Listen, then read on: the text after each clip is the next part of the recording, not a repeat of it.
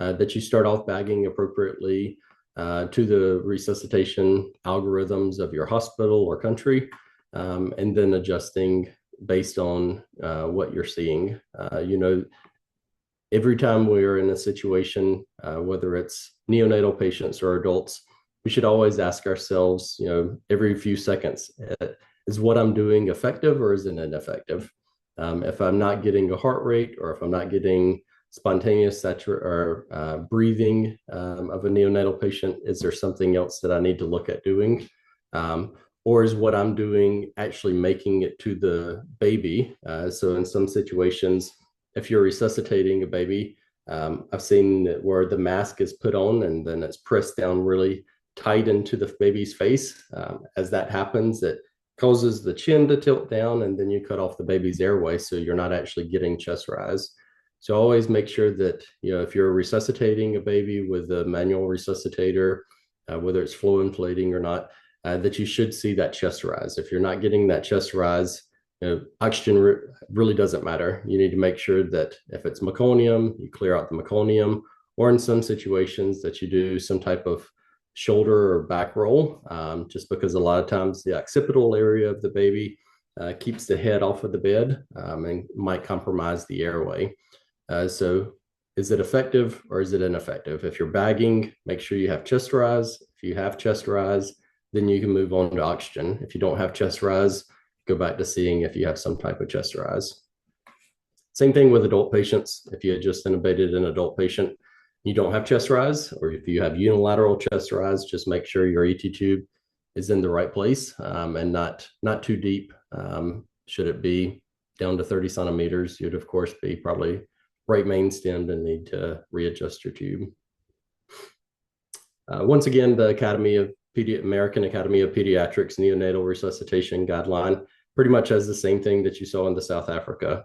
Greater than 35 weeks room air, less than 35 weeks, 21% to 30%. I think South Africa said 30% to 40%, but the big thing is not 100% FiO2, just in case there is some type of cardiac lesion, but then also understand where your saturation should be. And the reason your saturations rise isn't necessarily because you're giving them FiO2, but because now that ductus is closing.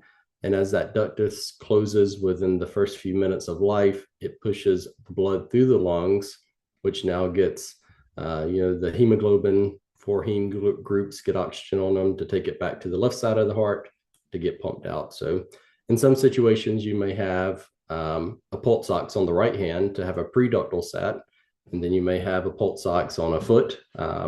Usually is a good place to make sure you're postductal, but that allows you to know how your baby is responding to the treatment that you're giving them.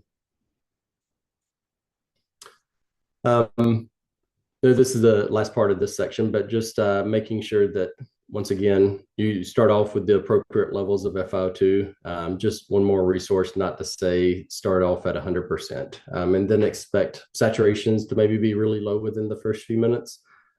Usually with everything that's happening in the delivery room, it's kind of hard to even get a pulse ox within the first couple of minutes anyway. And then by the time you get a pulse ox on, hopefully you're north of 70% saturations, but just know that number is going to come up as the lungs start to inflate and that ductus begins to close. So the British Thoracic Society also has oxygen monitoring and delivery for the adult emergency setting. Once again, this is patients that are arriving that are displaying some type of hypoxia, which is low saturations. And how do you deliver FiO2 to them?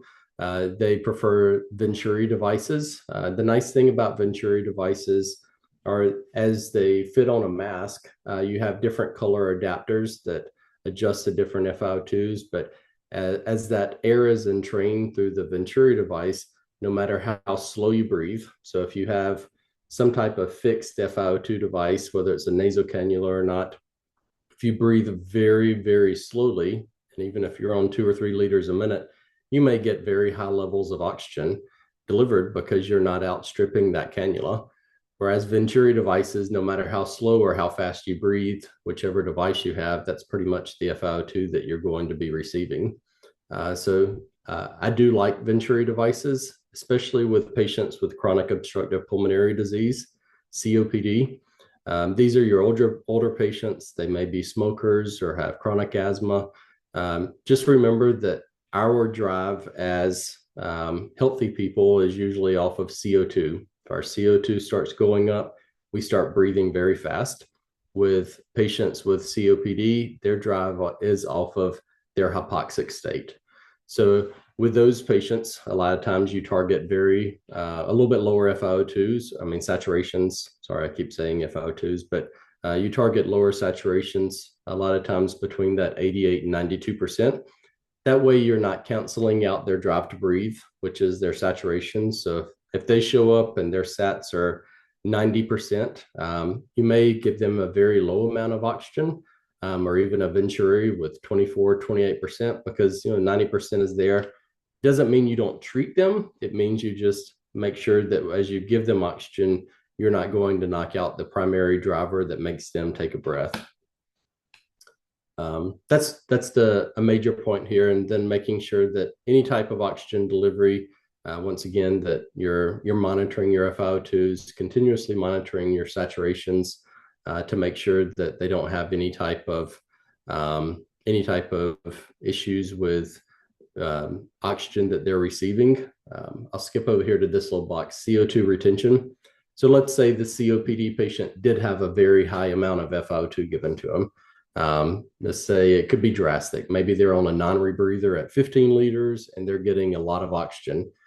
As that patient's oxygen levels in their blood starts to increase, so they go from 85 to 88 to 92 to 99.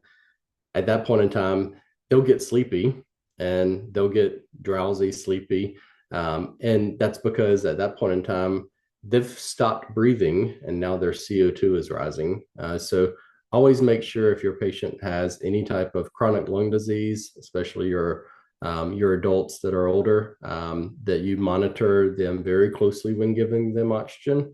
And it's best to use some type of device that's going to give you a fixed FiO2 that you can be able to meet inspiratory demands very easily. The Venturi 40%, for example, you can get a good bit of flow that helps them get 40% every single breath that they take. So the German guidelines, very similar. The big thing is here, they always ask risk of hypercapnia. Remember, this is for those patients that have COPD. And then, of course, making sure that if they have hypercapnia, that they have lower saturations. If they don't have hypercapnia, you can give them a variety of different FiO2s. Just make sure you're always monitoring the CO2. And then the blood pH, pH or the CO2 normal values, 35 to 45, pH 7.35 to 7.45. You start seeing higher CO2s and a pH less than 7.35, you need to reevaluate what you're giving them, and maybe they actually need more than just regular couple of liters of oxygen or a Venturi mask. Maybe they need some type of high flow, maybe even some type of continuous positive airway pressure, CPAP or BiPAP. So oxygen delivery therapies and devices. With low flow concentration, usually, or low concentration that's usually deemed less than 35% oxygen, a moderate amount of concentration is 35 to 60%, and a high amount of concentration is over 60%. As you give oxygen to the patient, remember that's decreasing nitrogen that is in their lungs. Nitrogen is how we maintain our lung expansion. If you're on this call right now, you are in a lovely state of FRC, that's functional residual capacity. The reason your lungs are staying inflated is because they have nitrogen in them. The higher you go on oxygen levels, you start washing out that nitrogen. And then as your lung starts to lose nitrogen, it starts to shrink down until it collapses. That's what we call absorptive atelectasis. That's from giving too much oxygen to patients, which in the future, maybe we'll do a ventilation talk, and that's why we talk about accepting lower FiO2 levels and utilizing positive and expiratory pressure to keep those lungs open and to get more nitrogen into that lung to keep it stented open. But looking at the concentration, less than 35%, that's a pretty good state. Once they go above 35, especially to 60, you should start worrying. If they're above 60% oxygen, they probably need either more flow if they're on some type of high flow device, or they need some type of continuous positive airway pressure, or maybe even mechanical ventilation. So the different types of systems that we deliver oxygen through, we have low flow systems, which is usually 8 minutes per less. These are catheters or cannulas. Then there's reservoir systems, like partial rebreathers, non-rebreathers. And then there's high flow systems, which are different devices with liter flow that usually exceeds the patient's peak inspiratory demand. So as they're breathing really fast and deep, you're giving them a constant amount of FiO2, and they're not what we call outstripping the device. From if I'm taking really fast, deep breaths and you have me on 2 liters per minute, that may seem like 28% oxygen, but it's probably a lot less than that because I'm breathing so deep and I'm taking in air around my cannula. So looking at the different devices, I'll start up here with the cannulas, venturi mass. So venturi mass, remember, those are the areas that have the colored adapters on there. And each one of the colored adapters usually has a logo on there that says like 28% used with 4 liters of oxygen. And as the air comes through, or the oxygen comes through the oxygen port here, it entrains room air to be able to deliver that mixture and that amount of FiO2 to the patient. Then there's other types of masks that you can deliver high FiO2s through, as well as allowing patients to drink or breathe extra air around. Air and oxygen blenders. You have blenders to be able to deliver or to adjust the FiO2 that you have to the patient. And then you have flow meters that adjust the flow to your patient. Always make sure that you understand, and we'll go into this in a few slides, blenders. Some of them are high flow blenders. Some of them are low flow blenders. That does matter. And then flow meters. Some of them are low flow meters. So this one goes up to 3 liters per minute, and it goes all the way down to 0.1 liters per minute. So this would almost be like a neonatal flow meter. And then there are flow meters that go up to 15 liters. There are devices that that have a blender built in. And so you're able to adjust the FiO2 you give the patient that is analyzed through this analyzer over here on the side, and it's displayed there. And then they even have them that have a pressure port here. So in the first couple of slides, you saw how we used to build little simple CPAP devices with blenders, flow meters, and pressure manometers. That theory has been taken into just a complete device here that allows you to plug up some type of monitoring tube, and it displays your pressure up here at the top. And then you have advanced delivery devices, whether they are high flow devices, such as the Telesair high flow device. You have bubble CPAP for babies, neonatal CPAP through some type of generator. And then, of course, ventilators that you can use for CPAP, or some of them even high flow. So why do you use a blender? You use a blender to make sure that you're not giving too much oxygen to a patient, just to be able to follow guidelines, whether you're in neonatal resuscitation or some type of adult environment, to be able to adjust your FiO2 to be able to meet that patient's demands, but not exceed it and put them in a situation like a COPD patient. You definitely want to, as many times as possible, avoid giving 100% to patients. An adult patient on 2 liters of oxygen, do they need a blender? Most of the time not. But pediatrics, neonates, a lot of times they need blenders. And then especially those patients with some type of chronic lung disease, they need blenders to be able to make sure that you're not giving them too much FiO2. I do want to point out here the inlet ports. When you look at your blenders, for those of you that are in a hospital or go in and out of hospitals, your air and oxygen hoses should always connect at the bottom of the blender. Never try to plug that oxygen hose up to the side. Always plug it up to the bottom. So just rule of thumb, still to this date, it's been 19 years since I graduated from respiratory school, and this was a situation I had in school. So I live by it every day when I walk into a hospital, is always making sure that your oxygen hose is plugged up to the oxygen side and your air hose is plugged up to the air side. But all gas coming from the wall goes into the bottom of the blender. So your different types of blenders, as I mentioned, you usually have high flow blenders and you have low flow blenders. High flow blenders give you a lot of output, up to 120 liters per minute.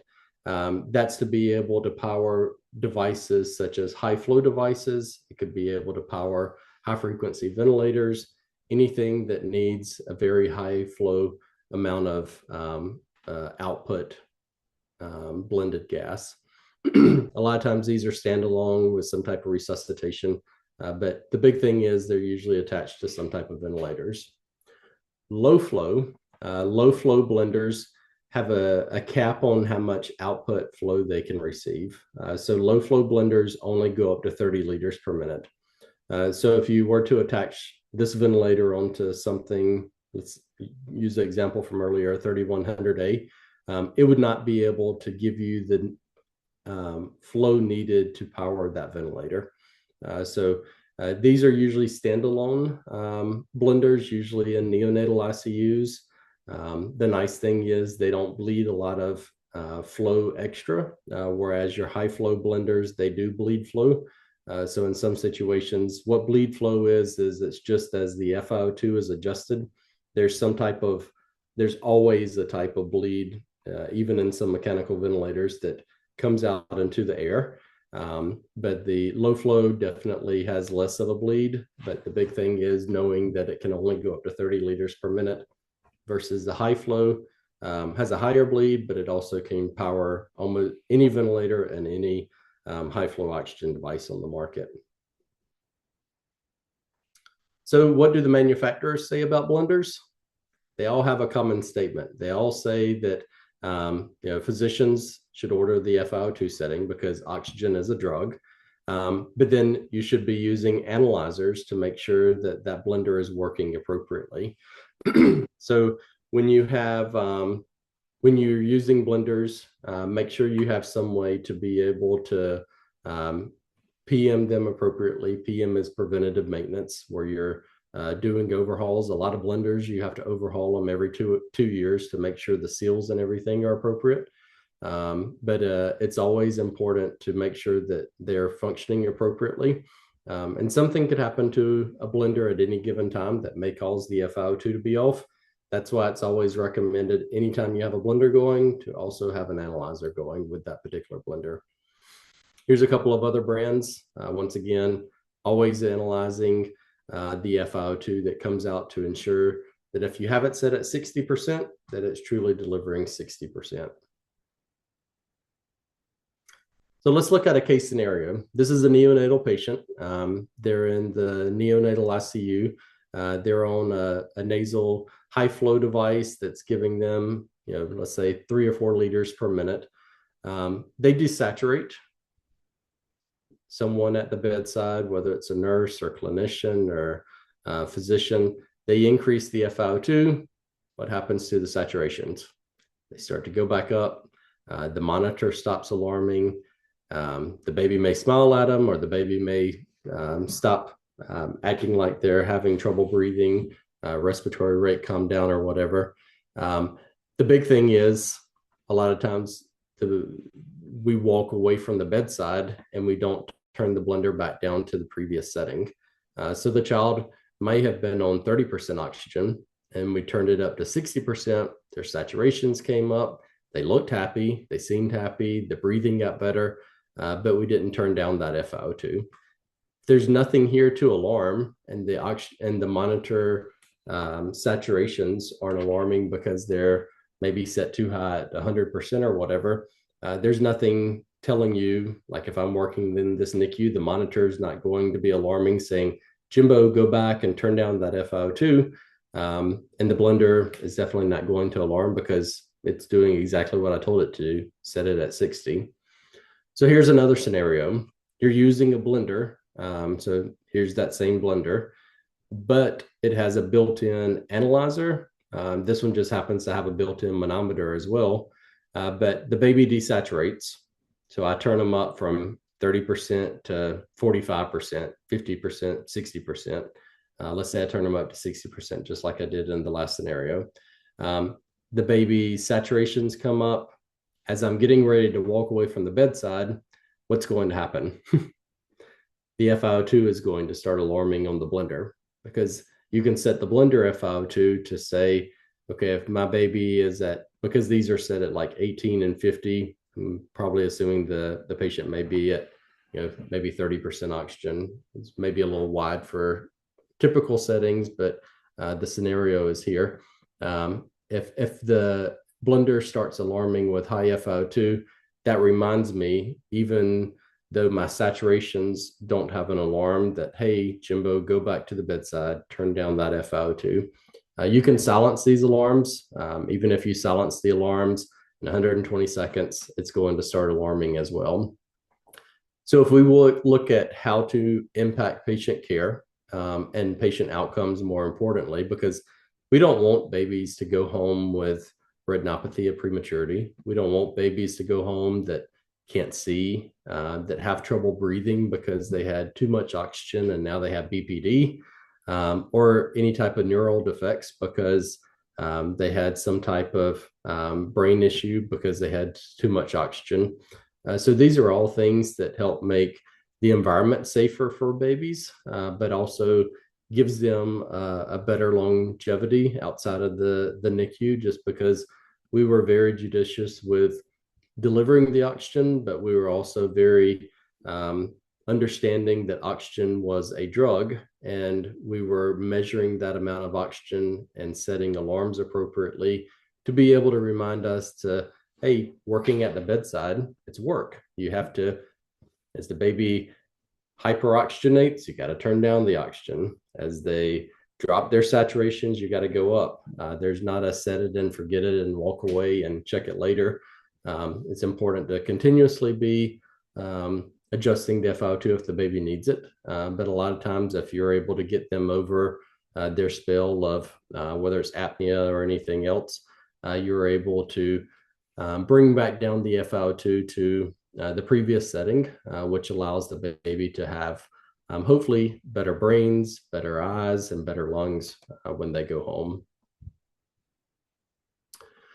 So different resuscitation, you can not only deliver and measure your FiO2 that you're giving, but once again, just increasing and improving the clinical workflow, being able to make sure that you're, if you are delivering some type of CPAP to the baby, that you're monitoring that CPAP level. If prongs come out of the baby's nose and you're on bubble CPAP and you have no measurement or no device that's measuring the pressure, how do you know your prongs are out of your baby's nose? It's usually when they desaturate and the alarm goes off and you walk over to the bedside and you're like, oh my goodness, the baby's prongs are now sitting on top of their nose. Same thing with if the prongs become occluded. There's things in the nose that can occlude prongs, or if they get on too tight, they may occlude. So if you're not monitoring that pressure, you don't know exactly if it's building up inside of the circuit and the baby not receiving any type of pressure. And then, of course, you can adjust the FiO2 accordingly. But always remember, these are two things that come together to improve patient outcomes. As you increase the FiO2 at some point in time, if it's not making a difference, just remember respiratory and the laws of FRC and functional residual capacity, and why you may be desaturating is because you may need more lung volume, and that would be directly impacted by maybe increasing the CPAP level from 4 to 5 or 5 to 6 to be able to recruit open more lung. And then maybe you can bring down the FiO2. So working with babies is an art. So this is part of something that definitely improves the flow, as well as being able to improve the outcomes of those babies. If you already have blenders in your neonatal ICU or even your peds or your adults, you don't have to have a whole new system installed. They make analyzers that not only analyze the amount of FiO2, but also analyze the amount of pressure. Here's a live caption of one that down here at the bottom. Then as it goes up higher than the alarm set at 55, you can see how it's flashing. It would be beeping to alert you that the FiO2 is higher than the alarmed parameter is set.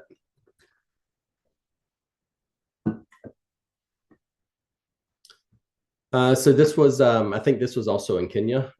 We did mechanical ventilation. This was a lot of the nursing staff, physicians, people that work in the neonatal peds unit there at that particular hospital. So nasal cannulas. Nasal cannulas are used for low to medium concentrations of FiO2.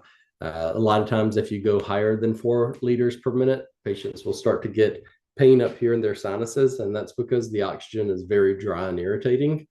So anytime a patient is on more than 2 to 3 liters per minute, personally, I like adding some type of humidity to it.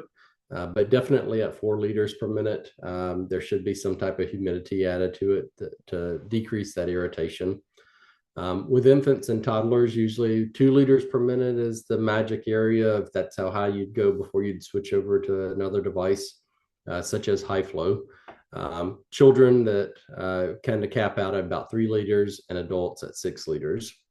The formula I mentioned earlier, each liter per minute adds roughly about 4% of oxygen to the room air baseline. So if I'm on 1 liter per minute, I'm breathing 21% room air around that cannula. So I'm essentially maybe around 25% oxygen. And 6 liters would be around 45% oxygen. It's a good rule of thumb to always have. Each liter per minute, 4% of oxygen. Simple mask, these go at higher flow rates, usually about 5 to 10 liters per minute. This is to be able to give patients your biggest difference between nasal cannula. If I'm breathing and I'm breathing in and out of my mouth, how well do you think the nasal cannula is going to work for me? It's probably not going to work that well for me. But if you have a patient that's breathing very rapidly or mouth breathing, babies are obligate nose breathers until they're about 2 years of age. So that's why a lot of neonates and pediatrics respond well from nasal oxygen, because that's all they know how to use right then up until 2 years of age. Then they start learning to breathe out of their mouth. But simple mask, this is a mask that fits over the nose and the mouth. So no matter if they breathe in through their mouth or their nose, they're going to get some type of oxygen. It's always important to be cautious of the devices. You have pressure injuries that patients get in hospitals. Sometimes it's bed sores from them laying in a bed, but there's also medical device related pressure injuries. You can get them on the septum of the nose from cannulas, any type of mask that fits on their face. You can get it from the straps, from the corners, or the bridges of the nose. So make sure that anytime you have a patient on any type of oxygen therapy, that you're always conscious of the possibility that they could have some type of pressure to a certain area that may cause them to have a medical device related pressure injury. Partial rebreather, it's where you have the tab pulled off of a non-rebreather. That's what most people refer to a partial rebreather, because you're able to entrain that air from the outside. Versus a non-rebreather, a lot of times you have tabs sometimes on both sides, but most of the time it's just on one side. Partial rebreather is also at a lot lower flow rates, 6 to 10 liters per minute, whereas a non-rebreather is 10 liters to 15 liters per minute. So a lot higher flow. It's always good when you go to plug these in, plug them into the FiO2, turn the flow meter up to 10 or 15 liters. Just in practice, there's a one-way valve here where when they take a breath, the valve opens and air comes up. I always like to put my finger there and occlude the hole and let the reservoir bag fill up with oxygen, and then put it on the patient. That way, as they're breathing, they're able to suck air or oxygen up from the bag. If you put it on them and they are breathing very hard and fast, this reservoir bag is never going to have a chance to fill up, because the patient's going to have such a high demand. So if you have the ability to allow the bag to fill up, let it fill up. The patient may take 2 breaths and suck it dry, but if they don't, it does give them a little bit more ability to breathe a little bit higher amounts of oxygen. You can get up to 60-80%, if they're breathing very rapidly.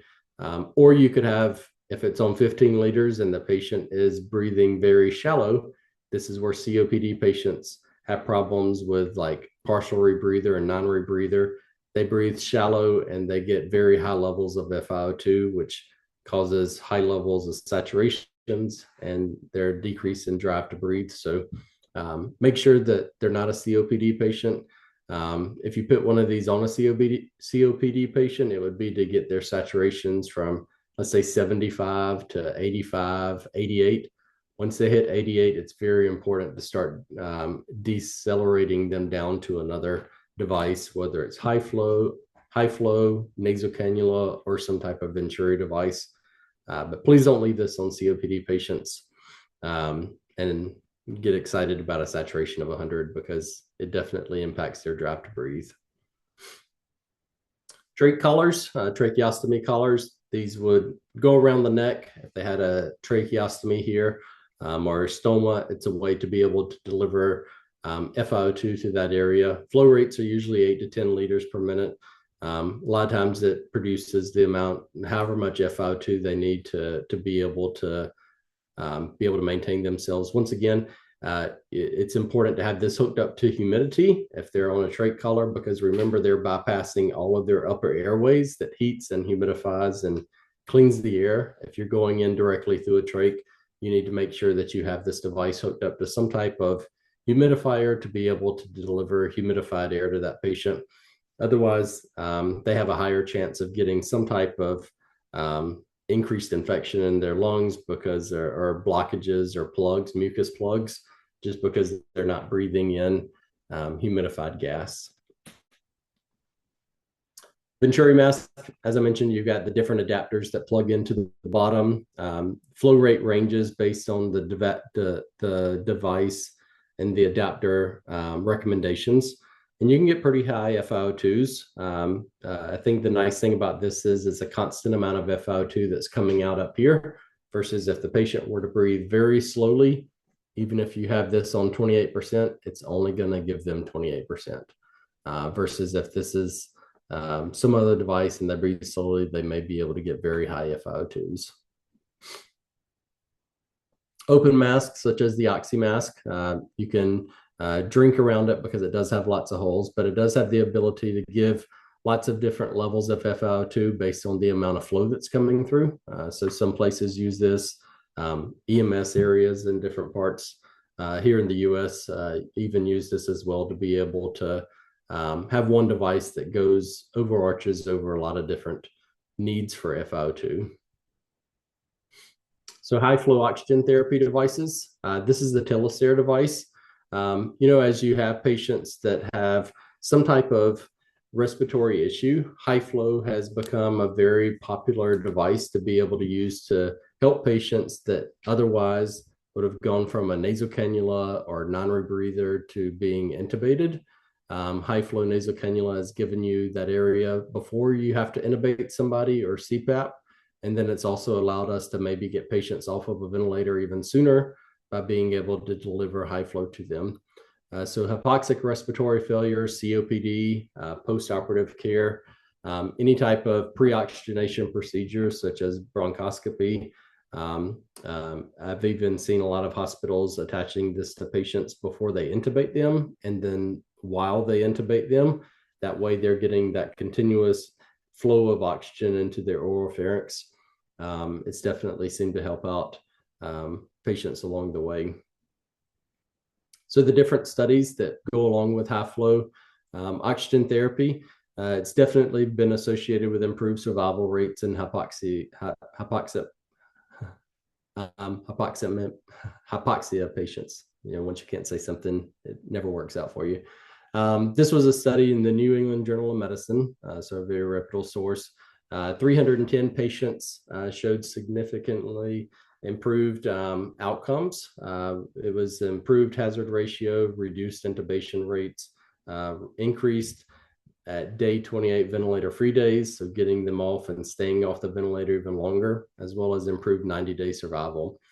So high-flow nasal cannula was proclaimed as the preferred therapy for patients with non-hypercapnic hypoxemic respiratory failure. And so definitely a strong device to be able to use to be able to deliver whether it's a set amount of oxygen and very high flow liters. We're not talking about something that goes up to 20 or 30 liters, but a device that can go up to much higher liters per minute of flow. So when you give high flow to patients, there's two things that make oxygen levels go up. You can give, of course, FiO2 to patients, but then the other one is pressure. So when you give high flow to patients, it is creating some type of positive end expiratory pressure that's allowing you to be able to treat those patients. A lot of people don't like saying that because it's a high flow device, but flow at some point down the line generates pressure. And that's where these devices are being able to recruit open those areas of the lung or stent them open should they be coming off some type of non-invasive support like BiPAP or even being able to be extubated. It's giving them the flow that creates some type of pressure, inspiratory, expiratory, or expiratory resistance that allows kind of like that pert slip breathing of being able to keep open the parenchymal areas of the lung. So meta-analysis reviewed 11 different randomized controlled trials, over 2,000 patients. Once again, high flow showed to reduce the reintubation and escalation of respiratory support compared to conventional oxygen therapy, whether they were post-operative and cardiothoracic surgery. So making sure that these devices are available to be able to bridge patients over should they have, and a lot of times with cardiac surgery, it's a fluid problem. So if they become fluid overloaded and they need a little bit of diuresis to be able to clear out some fluid, I think that this device definitely shines very well in those particular patients. And then obesity may reduce. This is something, obesity, you have a lot of times what they call hypoventilation syndrome. And as you hypoventilate, you're breathing very shallow. With high flow oxygen therapy, even though you're breathing shallow, you're washing out that oropharyngeal area. So every breath you take, and as your glottis opens for you to take in whatever's in the oropharynx, that area is fresh gas versus gas that you had just exhaled and then immediately started to inhale. So with hypoventilation syndrome, high flow nasal cannula is definitely something that can clean out and give that oxygen, that flow back there to the oropharyngeal area. So it helps patients be able to get a little bit higher level of care, especially even in the obese patients. So different areas or different things that you're looking at for surgical care: improved physiologic oxygen markers, procedure efficiency, patient comfort. Patients have definitely, when you think about wearing a mask over a patient's face, whether it's over the nose or over the mouth area, that's very uncomfortable for a lot of patients.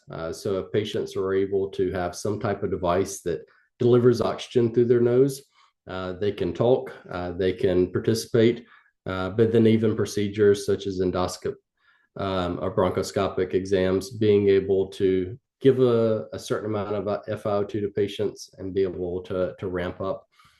There have been some procedures like cardiovascular valve replacement that they're even using high flow devices to be able to keep those patients from having to be even intubated in certain situations if there's cath lab procedures that they can do to be able to treat patients. So humidity. As I mentioned earlier, if I were on FiO2, even 2 liters, I would want some type of humidity to be added to my nasal cannula. At 4 liters per minute, you definitely need to consider adding some type of humidity.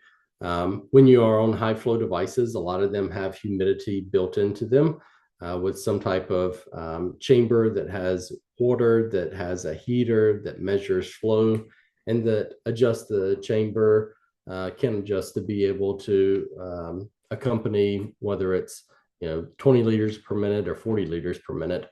So this device here has the Telestare device actually has some studies that talk about the humidity produced, whether it's 10 liters to 80 liters per minute, being able to make sure that those patients are receiving humidity, heated and humidified oxygen, definitely helps patients in the long run with dried out sinuses. That's the most common thing, but then even all the way down to your mucociliary transport system, way beyond the sinuses, down into the lungs, that dried air allows for patients to sometimes get mucus plugs. So humidity is not just for the upper airways, but also even the lower airways.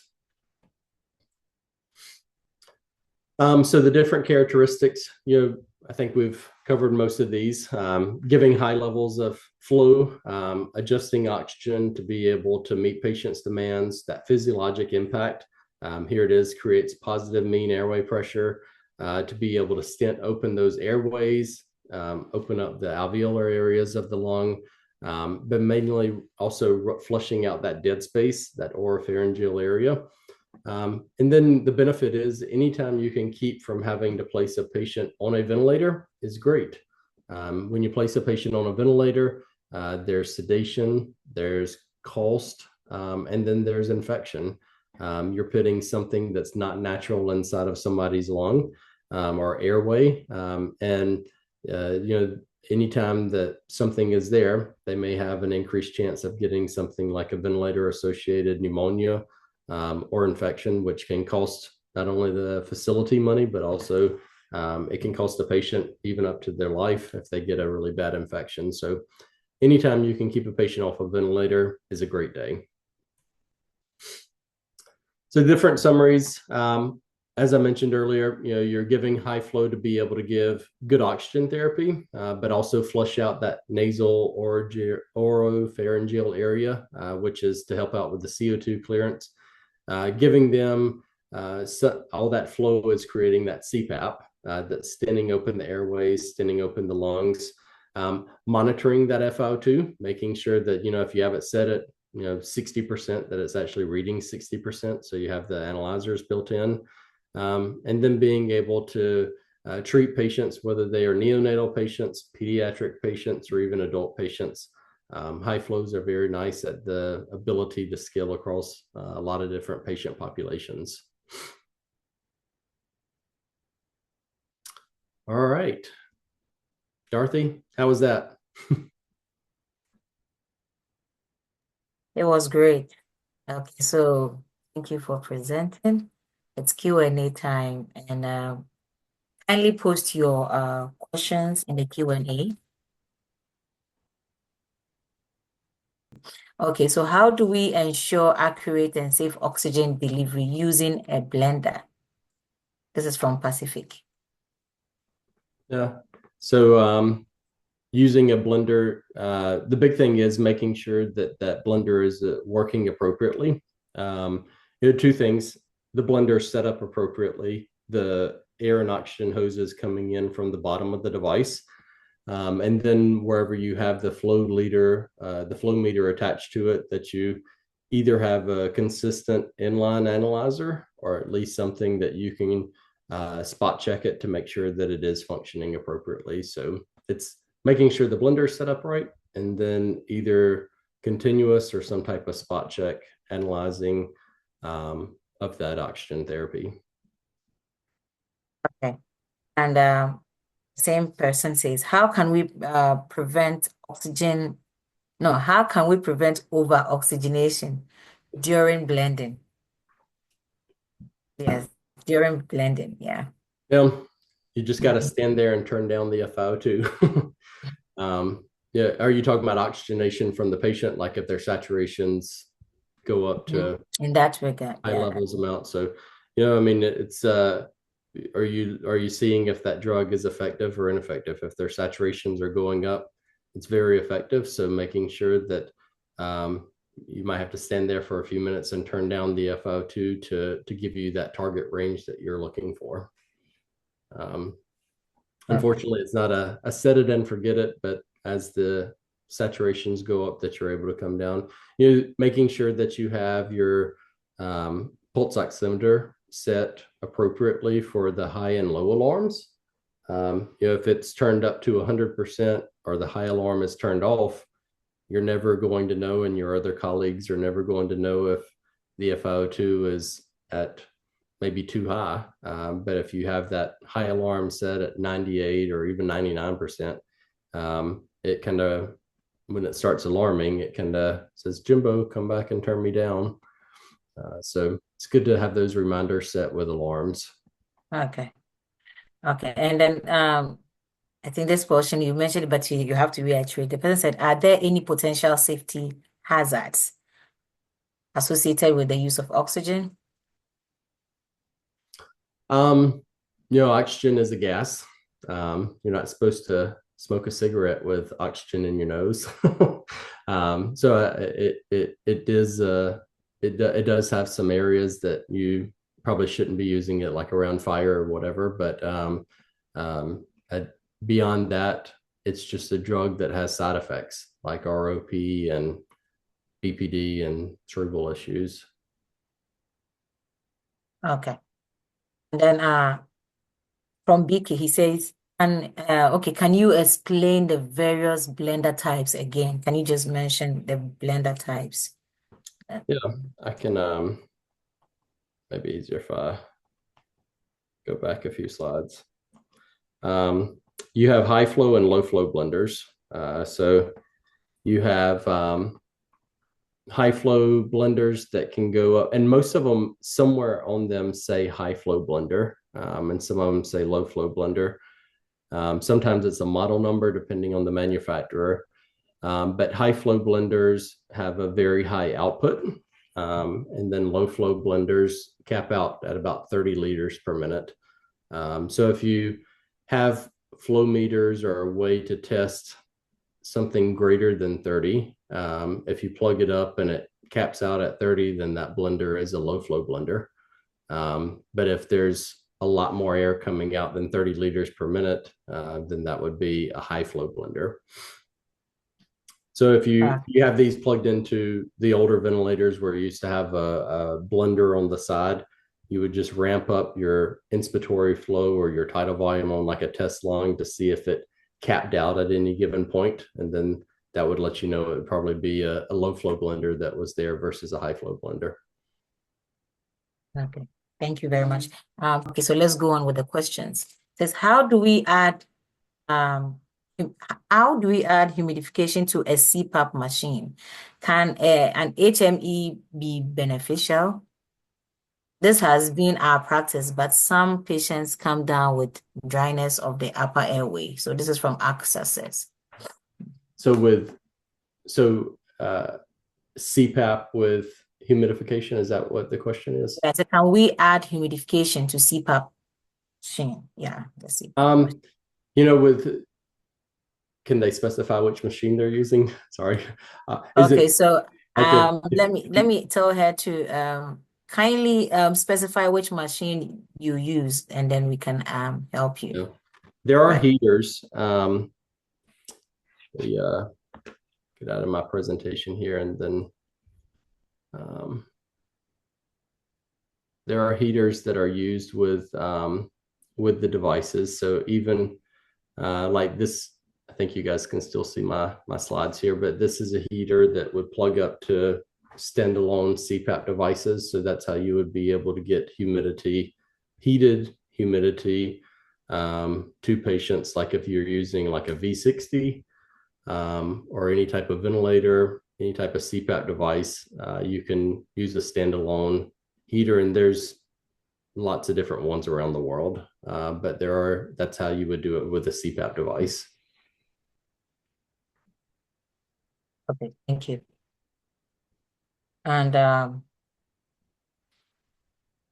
but let me let her know. So AXA says you can also let us know what kind of device you use so that we can also throw more light on it. And then another question, this is from an anonymous participant. It says, thank you for the presentation. I want to ask, can a high flow nasal cannula be used in place of mechanical ventilation?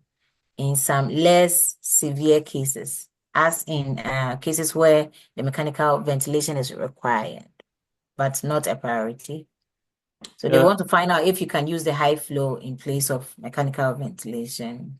I think that there are, if it's used early enough and you've kept the patient from getting extremely hypoxic or acidotic, if someone has a pH of 7.2, you may have to go on to being to intubating them and trying to be able to recover them that way. But if you're able to use it in the appropriate escalation of care, so if I'm admitted and I'm on 2 liters of oxygen and I still have saturations of 80, you give me a non-rebreather and now I have oxygen saturations of 85. If you're rapidly progressing me through an algorithm, in fact, I think there was like an adult algorithm up here. Let me pull it up. You're able to use some type of high flow before you actually have to go to ventilation. It's actually in the German guidelines as well as the British Thoracic Society, whether you have different types of therapy, but as long as my pH is above 7.35, according to the German guidelines, you can try me on high flow oxygen therapy before you intubate me. Now, if I'm at 7.2, you probably need to go on and intubate me. But if you're able to escalate in care very rapidly, oxygen is very rapid to act. It's not something that you turn them on 5 liters and it takes you an hour to see a difference. You should be able to see oxygen when it is inhaled. Within a few minutes, you should be able to see if that's going to help the saturations. If Okay. not within the next 5 or 10 minutes, probably start to escalate to the next level of care.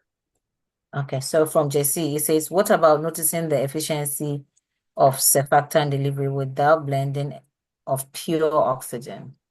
Yeah. So high oxygen levels, it makes the type 2 cells that produce surfactant kind of go to sleep.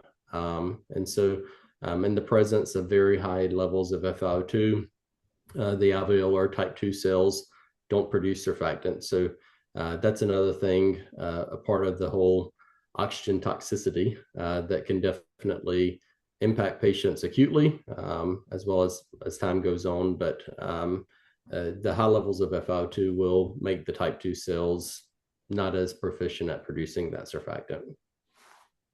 Okay. So another question is coming here. So what is the target oxygen concentration for the patient? Is it depend on the age? Like, is it dependent on the age of the patient? What is the patient's respiratory status like I think what he's trying to say is that are there any contraindications to oxygen therapy? And is it pertaining to the patient's age, to deliver a set amount of oxygen? Yeah. Yeah. Just know that as we get older, you have a 70, 80, 90-year-old patient, they will not be able to probably have saturations of 99 or 100. I think it's after 70 something, your lung function actually starts to decrease every year. But you always look at the primary issue with the patient, making sure that if they're a neonatal or pediatric patient, that if they have a cardiac lesion, you want to make sure that you're giving oxygen to be able to support where their normal state is. If somebody's been at 82% their whole life and they come into the hospital at 20 years old and you try to get them to 100, you're probably not going to be able to get them there because they probably have some type of congenital defect that may keep them from saturating 100%.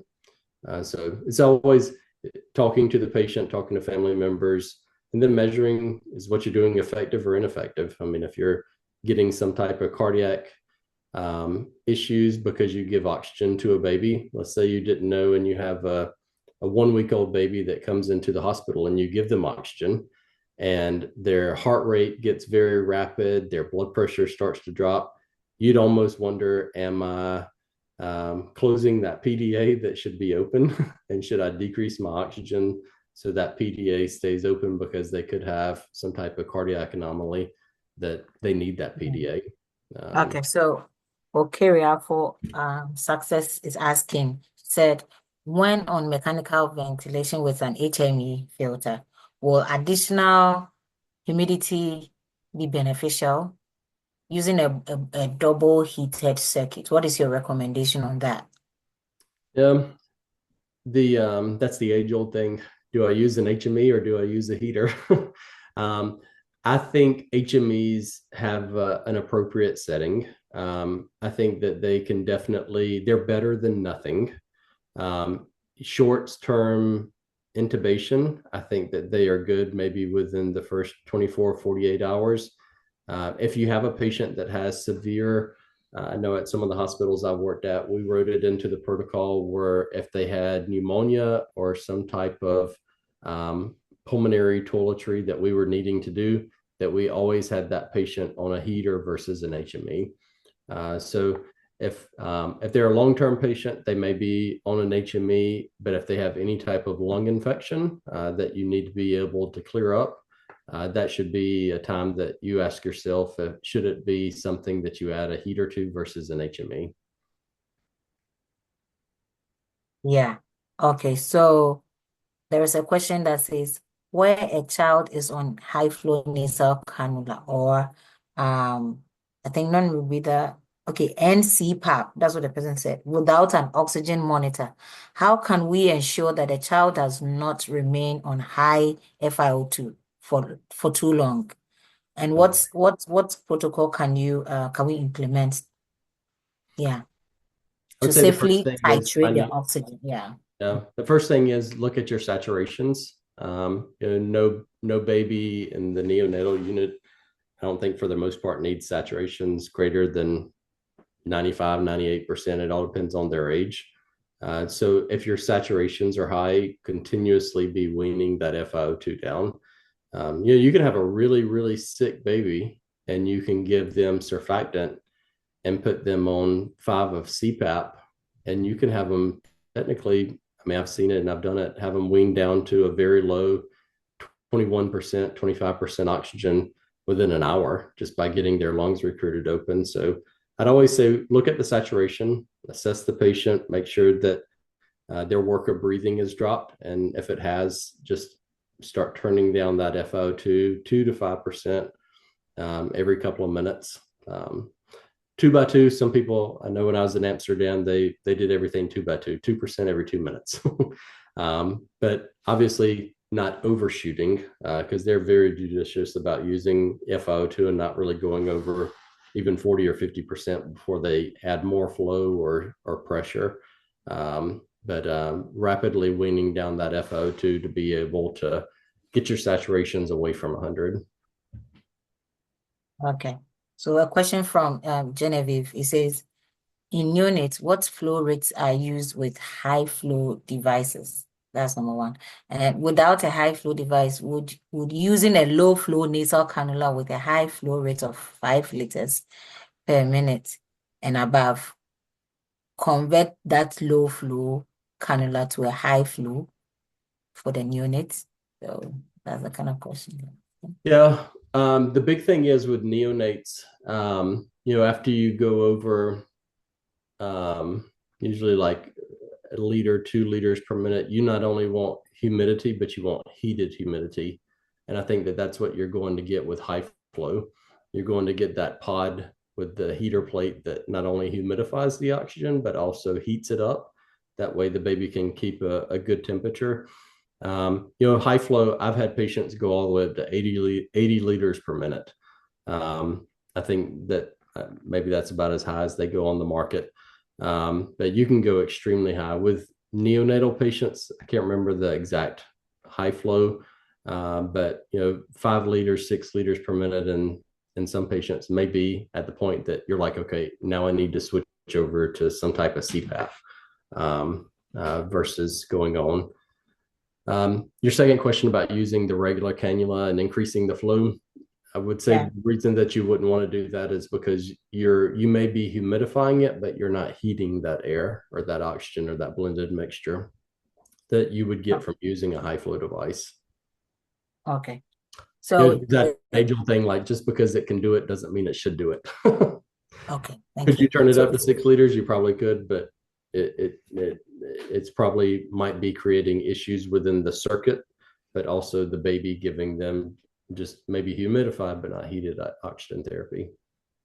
okay. And then the lady that says talked about the HME, she said the device they use is ResMed, and this causes dryness even on HME filters. Yeah.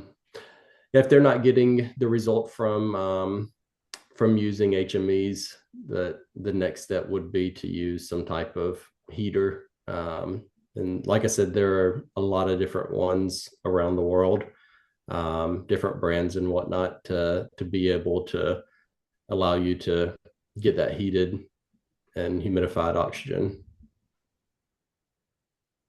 Okay. So an anonymous question said, how can hospitals ensure the proper blending and delivery of oxygen, particularly for neonates and critically ill patients, to improve the health outcome and optimize the use of limited resources? Um, Oh, Unfortunately, it's you have to have the resources to have the equipment that you need sometimes to take care of patients, as I showed in the videos, like from the NICU in Angola, using just the bed to actually ventilate the patient.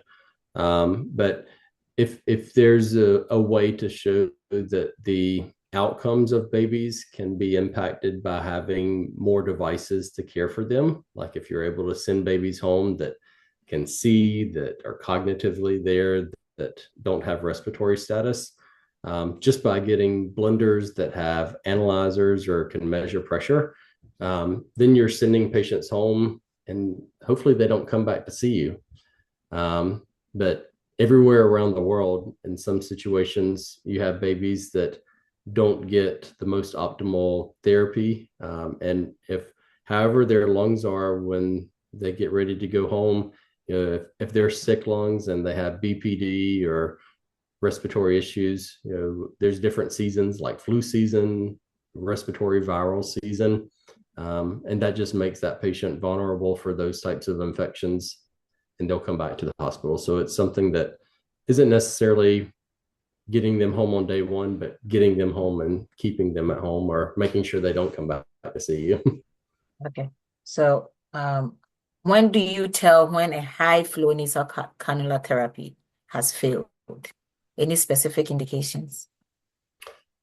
Respiratory rate, that's the big thing. They should be, uh, as you increase high flow, you should start to be able to see their demand be met. And as their demand is met and they start to recruit open their lung, their respiratory rate should come down.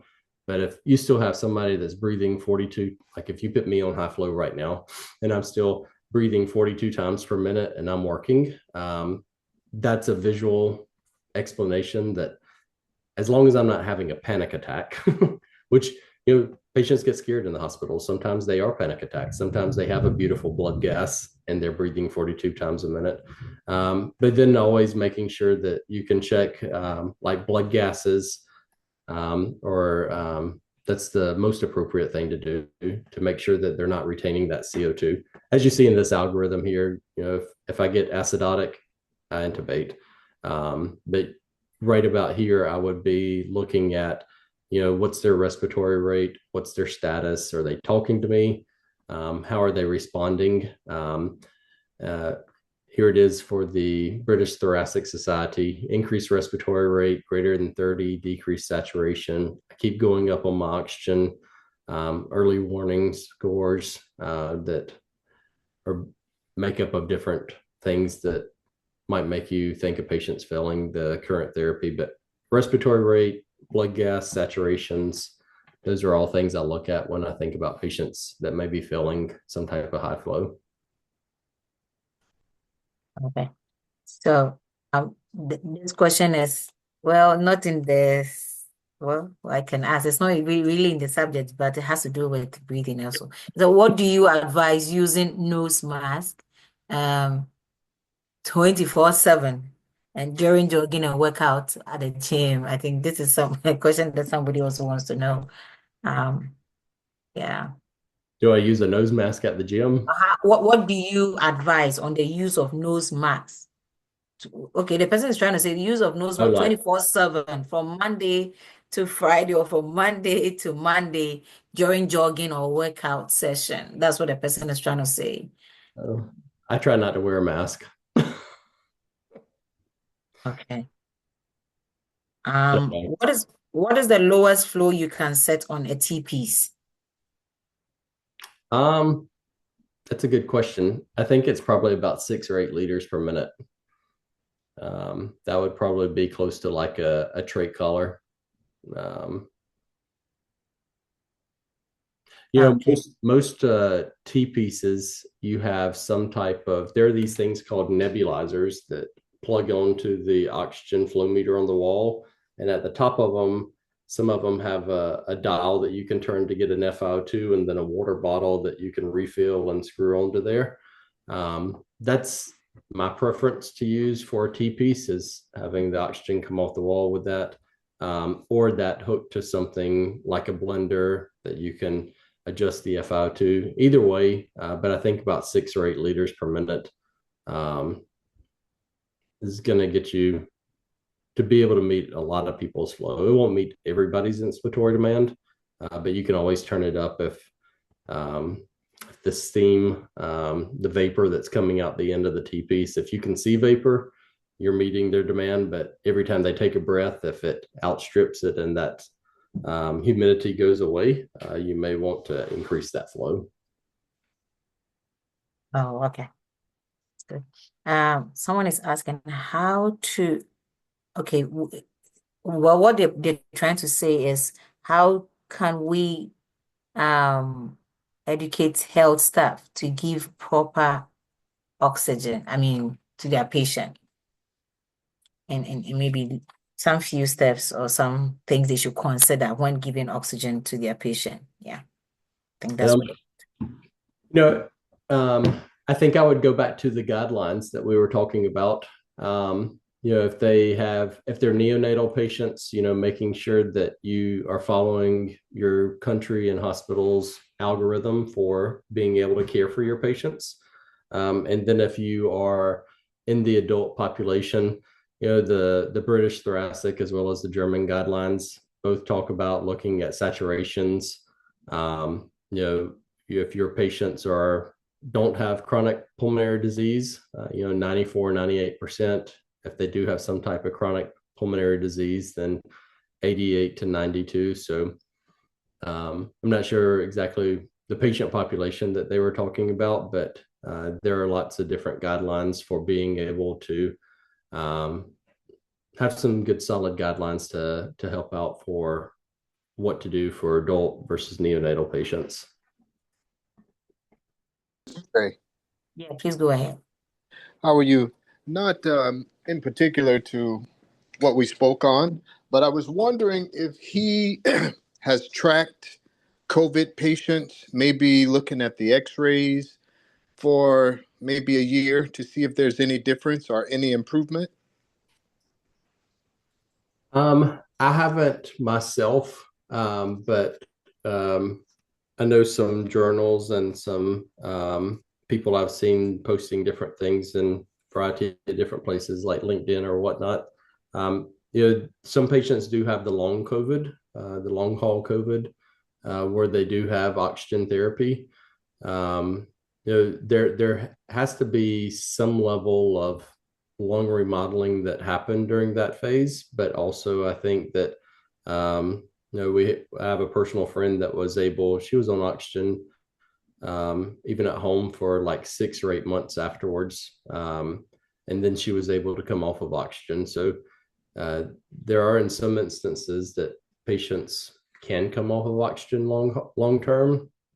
Um, but then there are some that end up having chronic lung diseases, um, and some of them even progressing to transplant. I've seen. But does that answer your question, any? It does. I was just wondering. I monitored a couple of patients here. I'm in Louisiana, Okay. um, and I had some patients that made complete recoveries. back to work. One guy in particular is a detective on the police force, Okay. doing well. And I had some who will require oxygen and are constantly being readmitted to the hospital for one or the other thing that's going on. But I was the reason I asked because I was wondering if different parts of the country, different parts of the world, are seeing different type of recoveries. That would be very interesting to know. Mm-hmm. I would bet that they would be, because I think there Right. are times here in America where we use ventilators way too much for COVID. Right. And if you didn't have a ventilator, then you use maybe oxygen or high flow, and those patients might have actually had a better outcome. Yes. And I find that my patients that I used high flow oxygen did better than my vented patients. Where do you Yeah. work, Tony? I'm at an LTAC now Okay. in Louisiana. Okay. Yeah. Thank you. You're welcome. Thank you.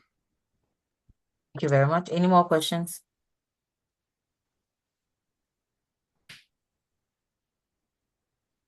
Any more questions?